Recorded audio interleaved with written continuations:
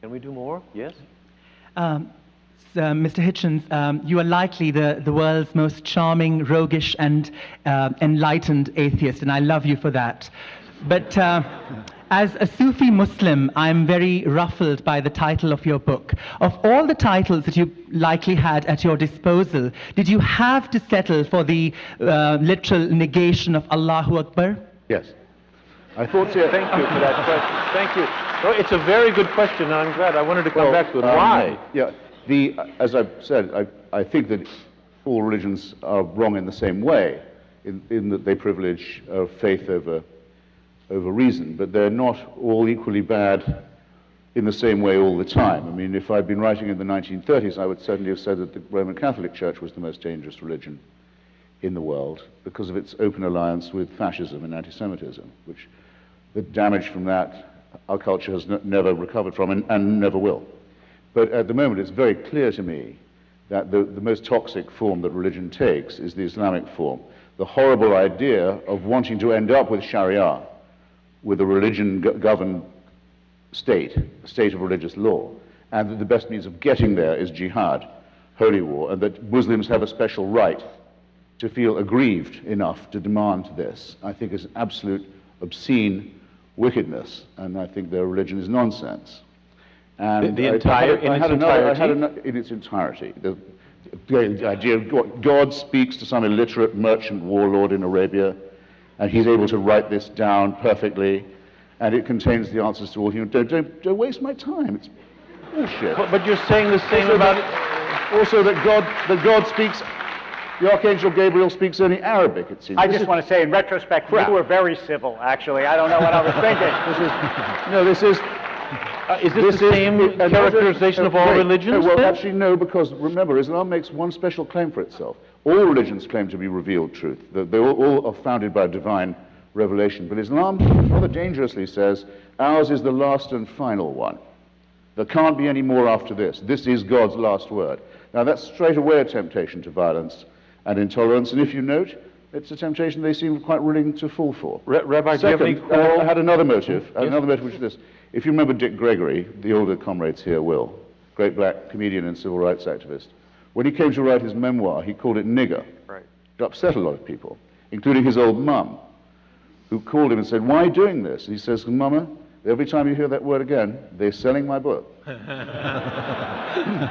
So every Allahu Akbar reminds people that we're in a very serious struggle with a very depraved religion.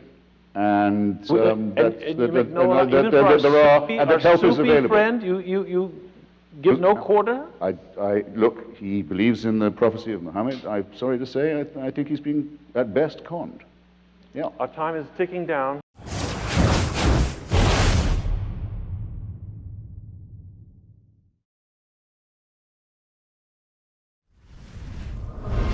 In this company, if you give me 1 million, I can guarantee you will make an extra million.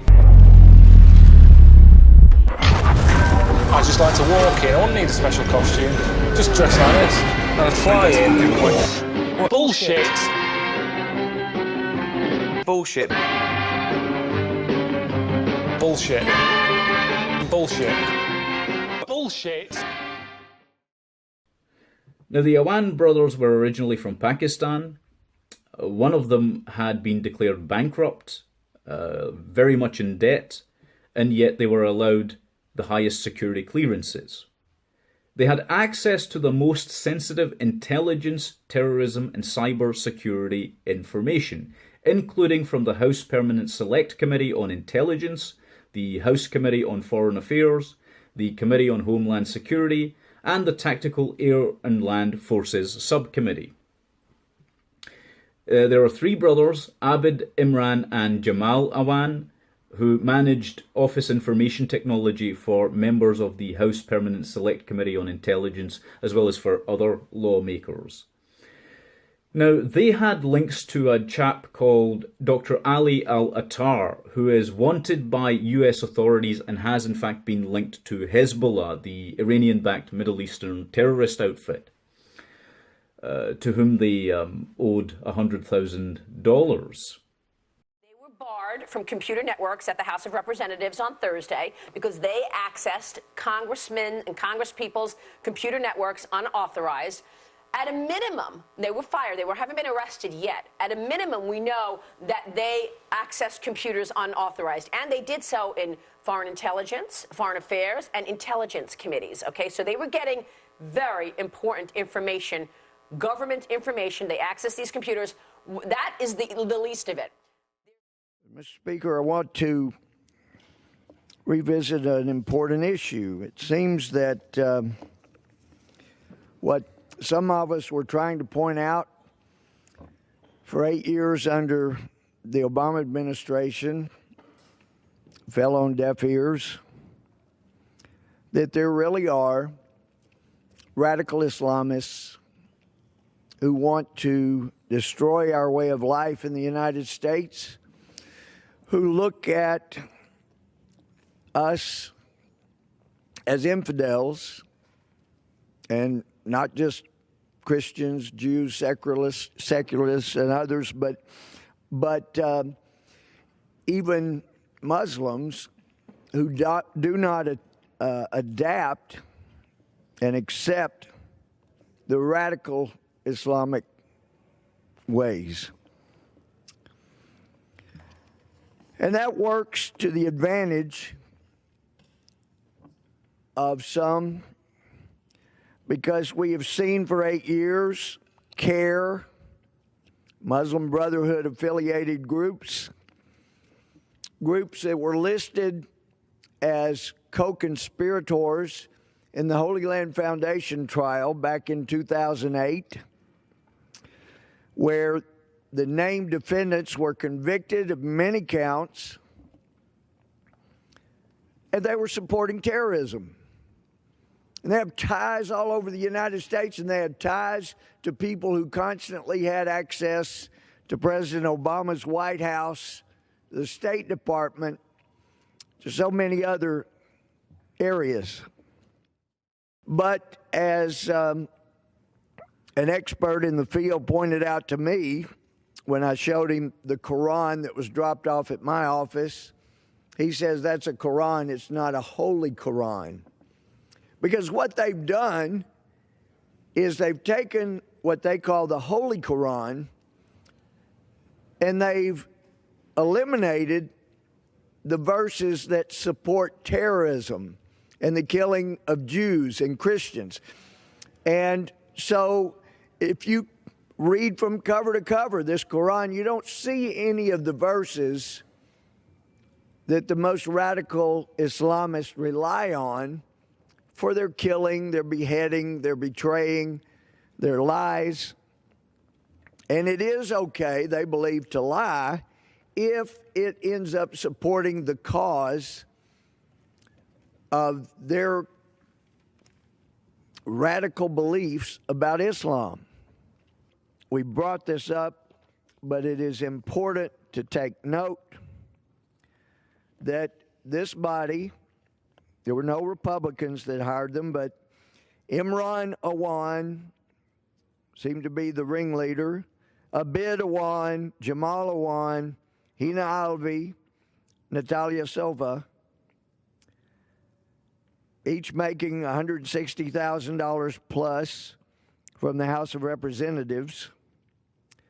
The Awan brothers are of Pakistani descent, and I'm told the leader is now back in Pakistan while they're being investigated. But their immigration status appears unclear right now. But they had been hired as IT specialists, computer specialists, to help some of my Democratic friends with their computer systems. And as suspicious activity continued to mount over the last 12 years, it was dismissed, and I'm reading from an article that Luke Rosiak, March 8th, from Daily Caller wrote, was dismissed because these 5 individuals were being unfairly picked on because they're Muslim. Article from March 8th says congressional staffers suspected of improperly accessing sensitive data allegedly controlled their stepmother with violent threats in a plan to use her to access assets stored in the Middle East in their father's name. And I understand from my friend Devin Nunes that, these individuals were not, best they can tell, ever given access to the classified material in the separate classified system that the Intel Committee has.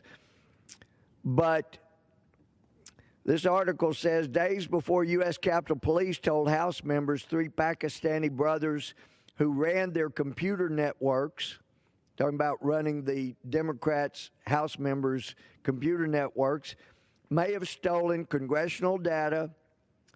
Their stepmother called Fairfax County, Virginia police to say the Democratic staffers were keeping her from her husband's deathbed.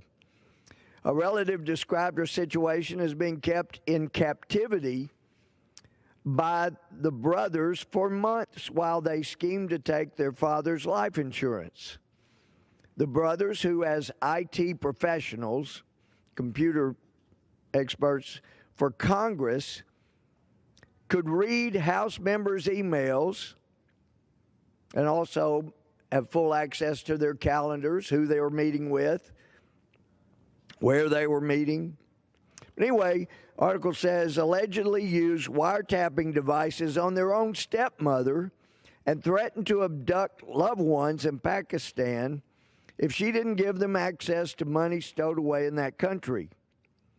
On February 2nd, House officials banned Imran Abid and Jamal Awan from the House of Representatives network as part of a Capitol Police criminal investigation into House computer security. Longtime employers include, and it's been in the news, our friend Congresswoman Debbie Wasserman Schultz and others, their name, but have stood by these suspected criminals, but they did say they had access to their data. They say, we've seen no evidence that they were doing anything that was nefarious, like steal or hack, but were being unfairly picked on for being Muslim. But a Fairfax police report obtained by the Daily Caller News Foundation investigative group says that separately from that investigation, on Thursday, January 5th, 2 p.m., Samani Galani called police after her stepchildren were denying her access to her husband of 8 years, Mohammed Shah, who is currently hospitalized, and police responded to the Springfield home she shared with him. I made contact with her stepson, Abid, who responded to the location and was obviously upset with the situation. He stated he has full power of attorney over his father and produced an unsigned, undated document as proof, the officers wrote. And then the officers say he refused to disclose his father's location. So he didn't even have a signed power of attorney, yet continued to assert. And again, this is someone who was given access to the privileged computer material, people here on Capitol Hill, and I'm told by other IT professionals that do work here that if you know what you're doing and you have access to even one Congress member's computer,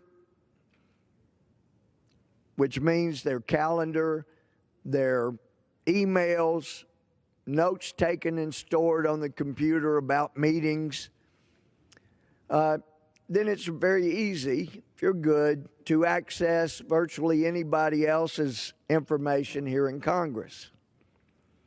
And I was told some time back by one of my friends in intelligence, that at one time there was concern about positions I had taken, like in support of Egypt and against the Muslim Brotherhood, and that there were those who were monitoring people that came to my office. They knew, I was told, they know everybody that walks into your office.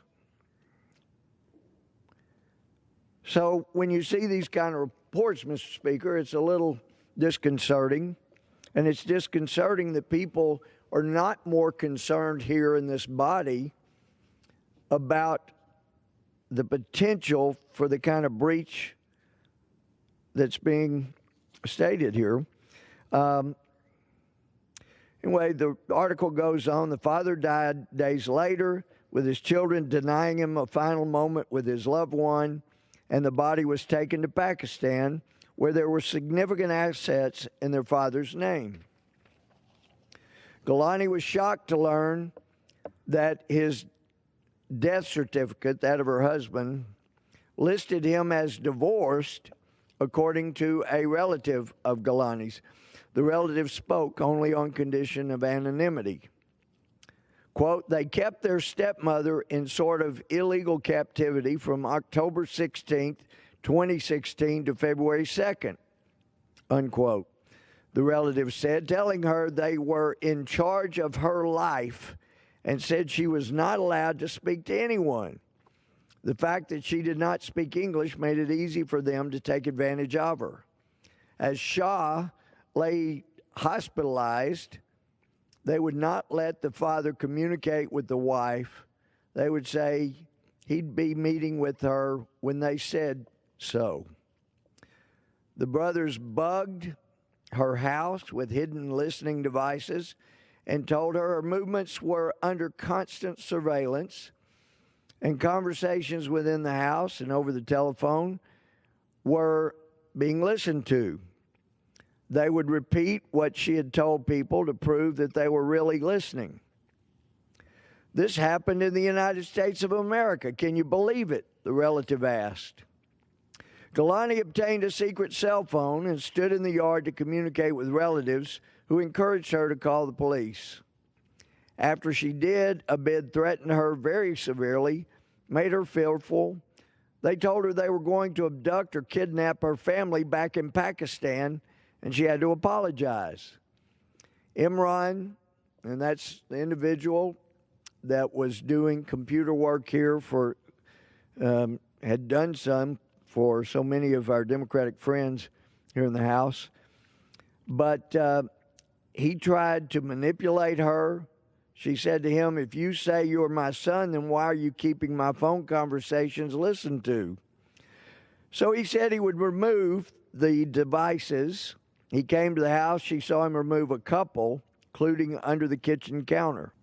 So it's interesting.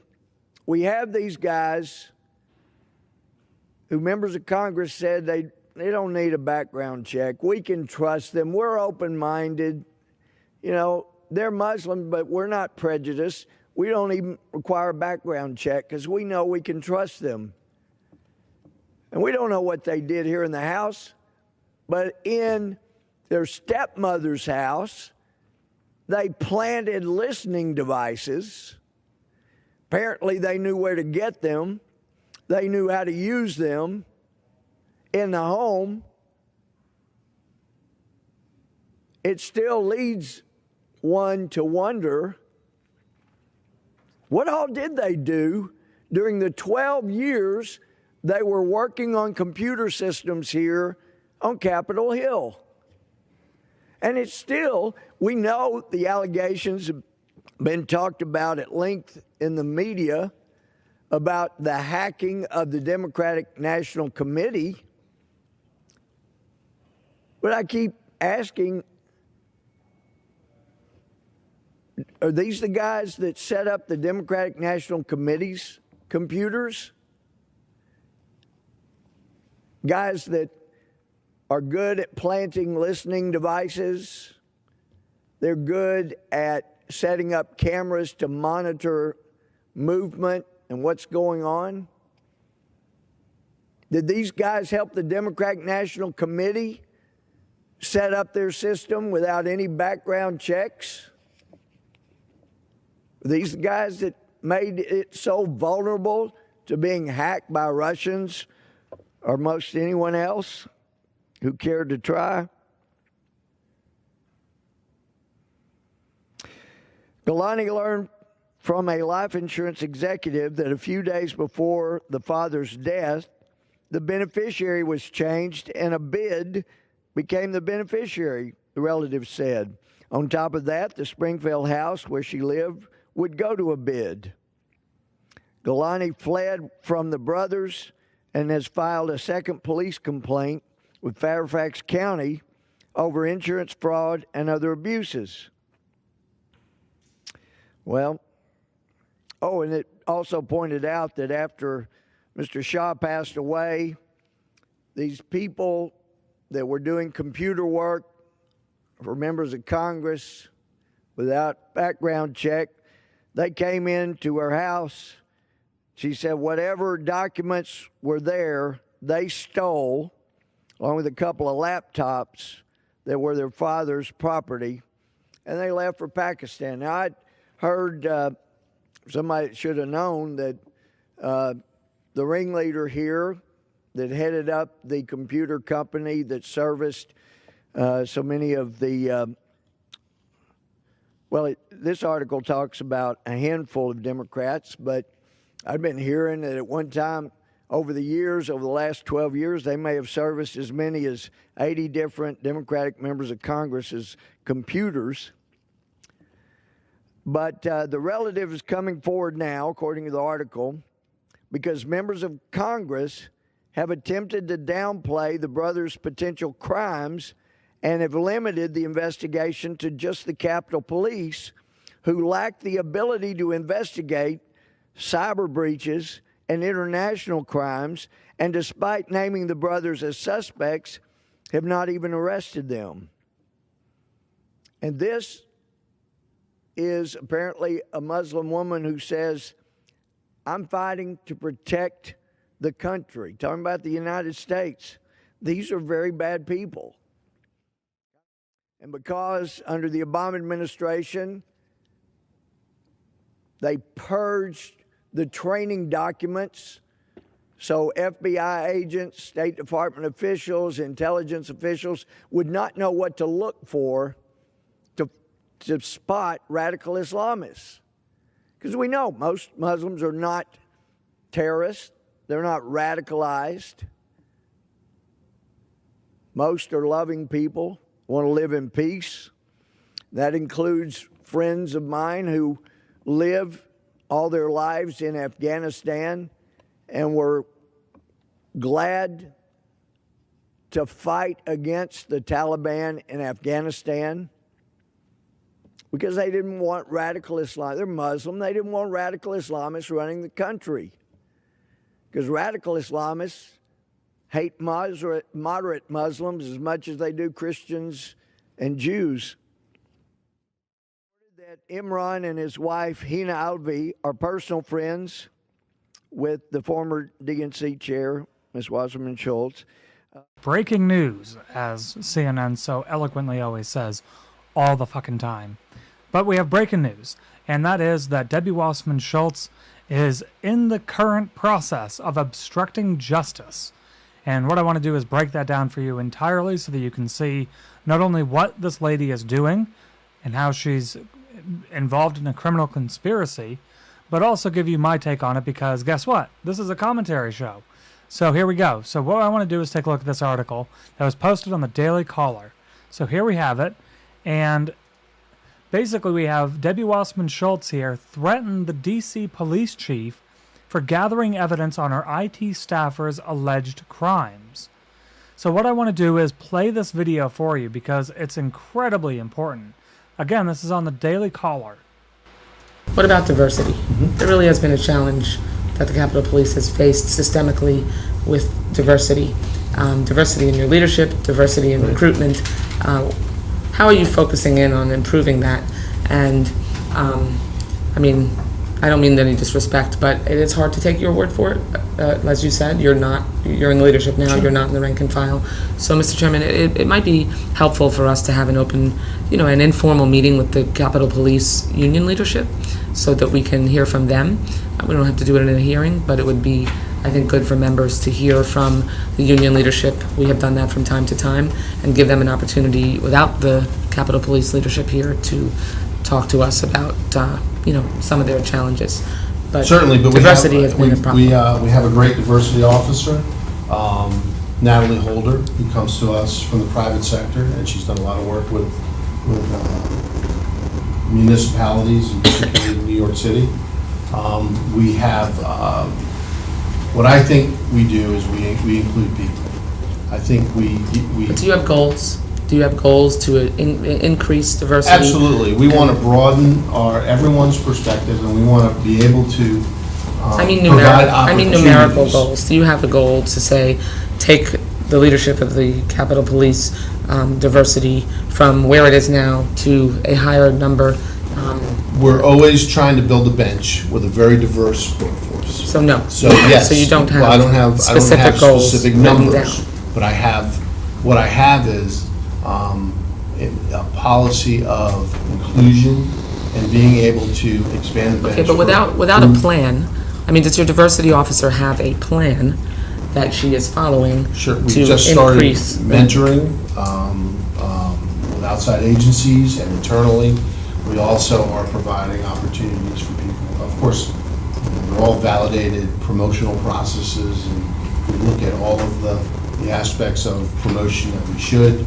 And I think that we are very inclusive, and I think that if you look at the numbers in the promotions, it's a very diverse group, and we've given opportunities for women and minorities all along the line.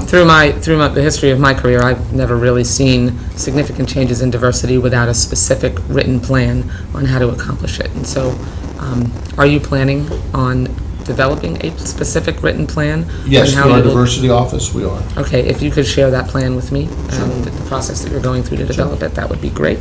And then lastly, I'd like to know how Capitol Police handle equipment that belongs to a member or a staffer that's been lost within the Capitol complex and found or recovered by one of your officers. What happens? Sure. Well, it's processed on what's called a PD 81, which is a property record. And depending on the property, depending on how if you can legitimately determine ownership, then it's generally turned back over to the owner of the property.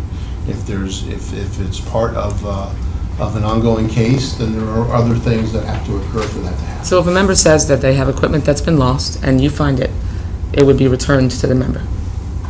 In the general sense, yes. Okay. You have to identify, you have to be able to positively identify the property and be able to establish ownership. Right, and if ownership is established? If it's part of an ongoing case, then there are additional things that need to be done. But if the member owns the equipment and there is no ongoing case related to that member, then the equipment is supposed to be returned. Right, in a general sense, yes. No, I mean in a specific sense. If the member loses the equipment, says they lose the equipment, Yes, ma'am. and it is found by the Capitol Police, it is supposed to be returned. If ownership has been established, Right. it'll be returned. If it's subject to an ongoing investigation, there are additional things Okay. that need to be turned But over. not an ongoing investigation related to the member. If the equipment belongs to the member, it has been lost, they say it's been lost and it's been identified as that member's, then the Capitol Police is supposed to return it. Correct? Well, it's not I can't give a yes or no answer on that because I know. It's a simple more yes or no parameters. answer. Well, If a member loses the equipment, Yes, ma'am. and it is found by the Capitol Police or your staff, and it is identified as that member's equipment, and the member is not associated with any case, and that is their equipment, it is supposed to be returned, yes or no? Depends on the circumstances.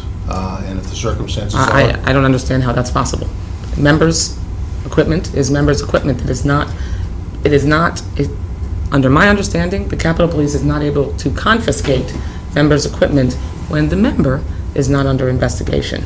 It is their equipment, and it's supposed to be returned. Well, I think there's extenuating circumstances in this case, and I think that, you know, working through my counsel and you know, the necessary personnel, if that in fact is the case, and with the permission of through the investigation, then we'll return the equipment. But until that's accomplished, I can't return the equipment.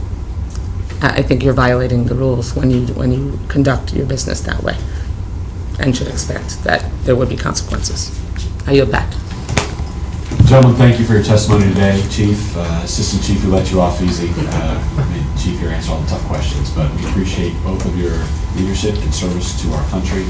We appreciate the many officers that are out guarding the Capitol right now, that are away from their families, putting themselves in harm's way, all the support personnel, civilian personnel.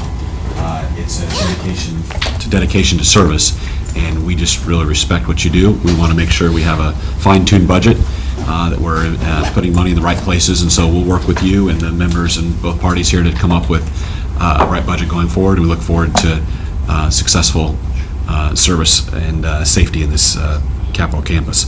With that, the subcommittee will adjourn until 2:30 this afternoon, when we will hear from the Library of Congress. Thank you. The meeting is adjourned. Yep. Debbie Wasserman Schultz effectively just obstructed justice.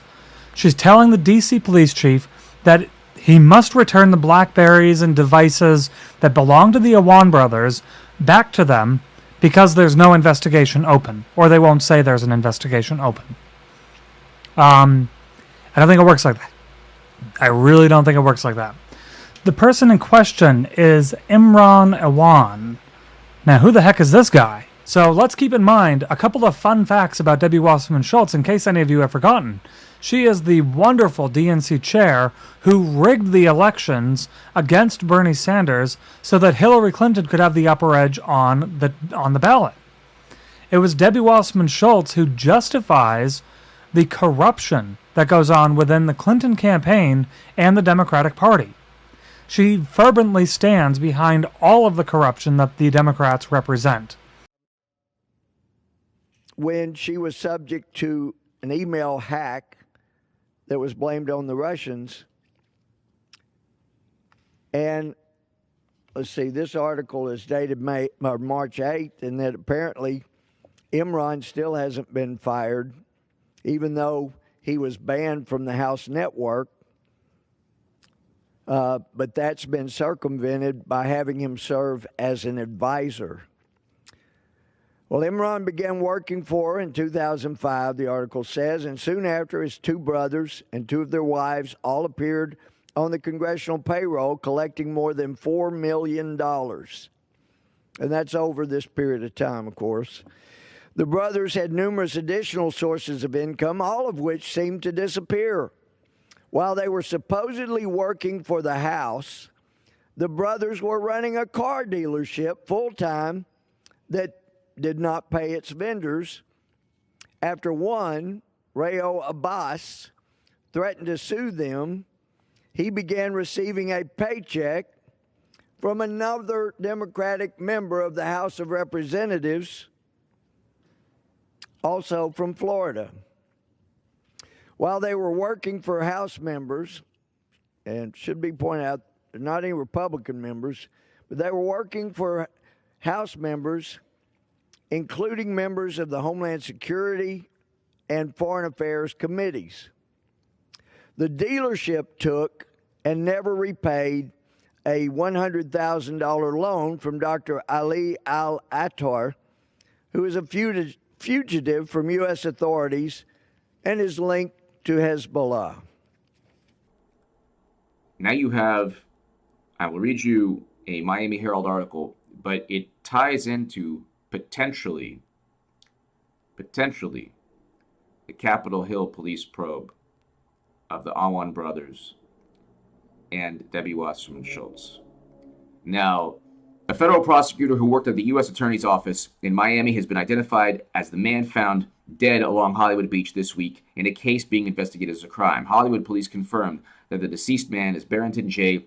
Wisenant Jr., 37, of Miramar. A police spokesman said he may have suffered a head wound caused by a possible gunshot or other type of trauma.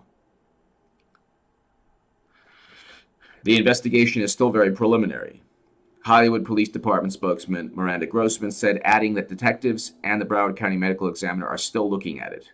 The FBI's Miami office said it was aware of Wasserman's death, but referred questions to Hollywood police. Normally, if the death of a federal prosecutor or agent were retaliatory in nature or related to a criminal case, both the FBI and the U.S. Attorney's Office would be sounding the alarm and pursuing an aggressive investigation. Wasserman, who was admitted to the Florida bar in 2004 after graduating from the University of Florida Law School, joined the U.S. Attorney's Office earlier this year and worked in the major crime section. The office, which prosecutes criminal and civil cases from Key West to Fort Pierce, issued a statement on Thursday. Quote, the U.S. Attorney's Office family was deeply saddened and shocked to learn of Barrington's death, said acting U.S. Attorney Benjamin Greenberg. He was a great lawyer and a wonderful colleague, and we will miss him deeply. Our thoughts are with Barrington's family and friends. An email about Wasserman's death was circulated among prosecutors and other employees, but it did not comment about the circumstances or cause. Colleagues expressed shock over his death. A friend who knew Wasserman, Miami lawyer Michael Filer, said, quote, he was the epitome of a gentleman who possessed an exceptional legal mind. Filer said he worked for the Miami law firm Foley and Mansfield before joining the U.S. Attorney's Office. Quote, he was very motivated by public service. He volunteered for the Florida bar and planned to become a judge. Wasserman lived in Miramar with his wife Ebony, a physician who teaches at Florida International University's College of Medicine. They are parents of 3 children. It is unclear whether Wasserman actually... This is the really big, the huge issue here. It's unclear whether Wasserman actually... It's unclear where Wasserman actually died. His body was found washing up on the shore just south of Magnolia Terrace on Hollywood Beach early Wednesday by a passerby. All I can confirm is that it is him, Grossman said. It's unclear where Wasserman actually died. His body was found washing up on the shore just south of Magnolia Terrace on Hollywood Beach early Wednesday by a passerby. We don't know where he died. His body washed up on the beach. Head trauma. This was a murder. Okay. He was working on visa and passport fraud. The Awan Brothers had special access. There should have been a moment already in American society and politics where we say, okay, why are deaths associated with the Democratic Party or Hillary Clinton or Debbie Wasserman Schultz? Just associated. I'm not saying that they committed the crimes. Associated with things going on. Why aren't these looked into by the Washington Post and CNNs? But why do the Washington Post and CNNs focus exclusively on the circumstantial, flimsy evidence of political witch hunts or political attacks that they deem appropriate, like Trump Russia? In the last few days, there's been really tragic news out of Florida. A federal prosecutor was found dead on a South Florida beach. His name was Barrington J. Wasserman Jr. Was found dead early Wednesday with a possible head trauma caused by a gunshot or other means, according to the Miami Herald. 37-year-old had just joined the Miami's U.S. Attorney's Office in January and investigated cases of visa and passport fraud. Now, this is Debbie Wasserman Schultz district, and of course, there's just a lot of real concern about this murder and trying to figure out just what to make of it. And my condolences go out to the family, first and foremost. This is a crime. He was murdered. Prosecutor was investigating visa and passport fraud in the same district where Debbie Wasserman Schultz, who's a congresswoman, is under... So she's the defendant of the DNC fraud lawsuit. The DNC is also being sued for paying $1 million bonuses while shorting their ground staff, just basic payments. And she's also under an investigation based on the Awan Brothers, some of her IT staffers who have fled the country after having stolen devices and God knows what else. And also the Seth Rich murder investigation is happening or not right now. Obviously, that's a whole, there's a lot that's coming down on Debbie Wasserman Schultz right now, so it's really just a weird thing that there's now another mysterious death, and it was a crime, and this guy was shot in the head, and it's absolutely awful. And I've worked in immigration for a long time, so because this is immigration related, he was investigating cases of visa and passport fraud. So I just wanted to make this video to just talk about a few things about visa and passport fraud, just to help people have the right idea as to what questions to be asking about this investigation and about the types of things that he could have been investigating, if that was related to why he was killed. So visa and passport fraud. So the United States State Department issues passports, they issue visas. Visas are stamps that are put in your passport to allow you to enter a country and allow you to be there for a certain period of time and allow you to do different things. Sometimes tourism, sometimes get paid as an employee. Obviously other times for concerts, if a musician is performing in a different country or things like that. There's all these different types of visas.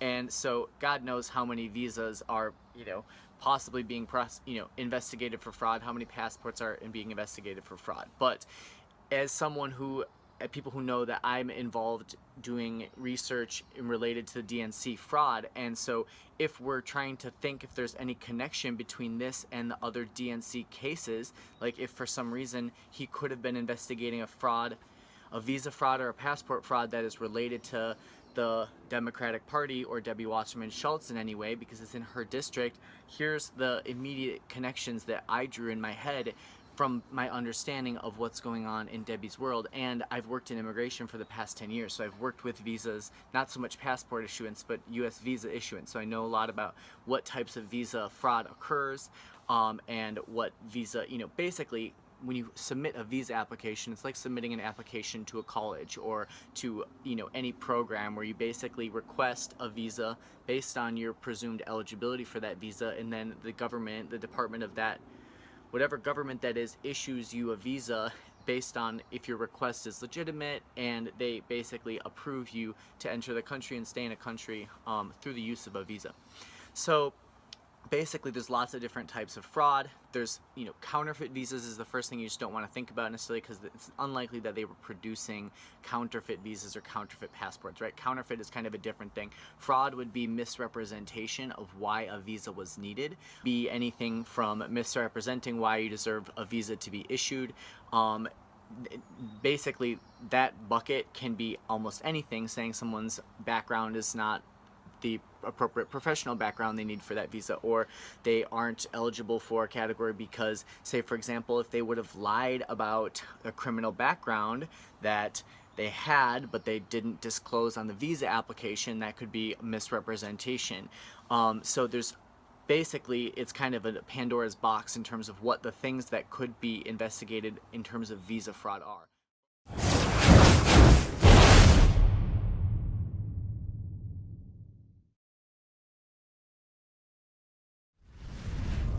Invest in this company. If you give me $1 million, I can guarantee you will make an extra $1 million.